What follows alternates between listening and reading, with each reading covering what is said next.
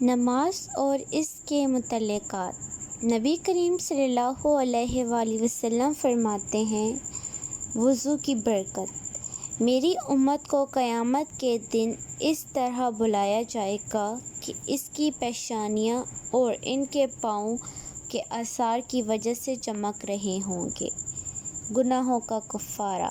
نبی کریم صلی اللہ علیہ وآلہ وسلم فرماتے ہیں، جو مسلمان بھی فرض نماز کا وقت آنے کے بعد اس کے لیے اچھی طرح وضو کر لے، خواہش پیدا کرے اور آداب کے مطابق رکوع کرے تو اس کا یہ عمل اس کے تمام پیچھے گناہوں کا کفارہ بن جاتا ہے، جب تک کہ اس نے کسی گناہ کبیرہ کا ارتکاب نہ کیا ہو، اور گناہوں کی تلافی کا یہ عمل ساری عمر جاری رہتا ہے۔